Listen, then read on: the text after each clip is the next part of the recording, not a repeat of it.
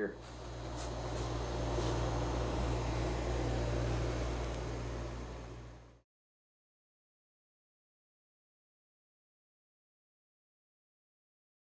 My name's Darin Williams, and helped to start the Small Lot Co-op, and we're a sales and marketing company for small producers in Washington State. We started it in the fall, and the idea actually started at a little place called Fat Cats in Walla Walla, a little beer joint. And I was sitting with Shane McKibben, who runs Lake Helene Vineyard, and we were talking about the need that the growers, the producers have, as well as the winemakers themselves that produce these really quality wines, but small batches, and nobody really knows about them outside of like basic foot traffic through the tasting areas. Mm-hmm. And when the economy kind of took a dip, and you live and die off of peak weekends, and you never had to go attack a market before, you're kind of at that uh-oh moment. Right. So we, came back and we said, okay, well, let's go help sell. And Darin was one of the first guys that we went and helped to sell for. And in January, we incorporated, and now we have 13 wineries that are in the co-op. The criteria to join the co-op is that you have to produce 2,500 cases or less per annum. And has to be only Washington State. So we represent folks from Walla Walla to Woodinville. And every one of the co-op members gets 1% of the company. We all vote on what we do with the profits at the end of the year. Do we go sponsor events on behalf of the co-op? Do we? So it's literally designed to help market and sell and keep everybody alive.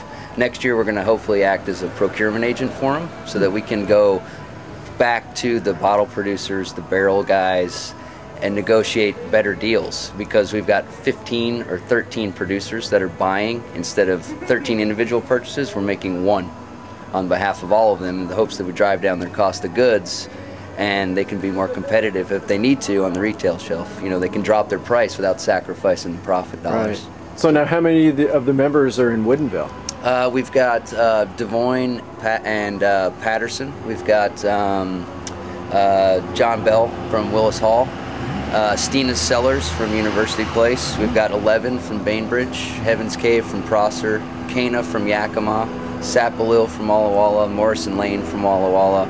We just got Obelisco Estate, and there's a couple more that we haven't finalized yet. Yeah, finalized yet. Okay. But and then we've got 8 salespeople now. It was just me and 2 wineries, and now we've got 8 people. We've got a 4,000 square foot warehouse and 8 salespeople. Yeah.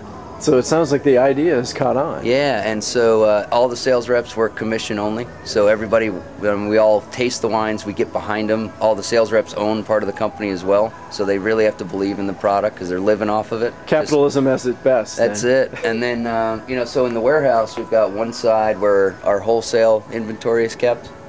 And then on the other side, what we're actually doing is offering larger wineries around here an alternative for storage. So we're going to have bonded storage on this side, so they don't have to store it down at Tiger Mountain. It's convenient, it's close, and it's going to be environmentally controlled. So we're going to just charge a nominal case fee per month, and it'll help subsidize the brick and mortar expense. Okay. Do you have monks that oversee this facility like they do in Oregon? No, not yet. Not yet. So now Jared Boyle, Alexander, and Nicole Sows had mentioned the Tetra Paks. Mm-hmm. Are you involved with that? Yeah, actually, I came to Jared with that idea in 2006. I got kicked off the beach at Golden Gardens because I had a bottle of wine. It was one of the Rent-A-Cops, and it wasn't because it was booze, it was because it was glass. And so put together a little plan and researched the market and decided that Tetra Pak was the right way to go, and then came to Jared, and then 18 months later we launched it. So now how many people are involved with that? It's just me, Jared, and Allie. Okay. Yeah. All right. And yeah, just the adoption rate has been a little slower than I thought it was going to be with Tetra Pak. We're in 92 stores in the Puget Sound. The out-of-state, and it's 500 milliliters for $5. I mean, the product's called WineNik. We have it's a red and white, Rednik and WhiteNik, and it's literally designed to grab and go. I mean, the whole premise of it was, I'm on the beach and I want to enjoy this, and it's an alternative to, the glass. It's lighter, it's perfect for camping. It's 100% recyclable in Washington State and Oregon because it's 74% paper. And yeah, and we're just plug-in. We're only the 9th winery in the world to even use a Tetra Pak. First in Washington State, 3rd in the U.S. And we did 10,000 cases out of the chute. And the second, we're the smallest producer in the world trying to use a Tetra Pak. The second smallest behind us in the domestic in North American producers does 300,000 cases. So we're like the tiny fish, you know. Well, take me on a little tour, sure, if you don't mind. Sure. Right on. Yeah, we're still in construction, but all right.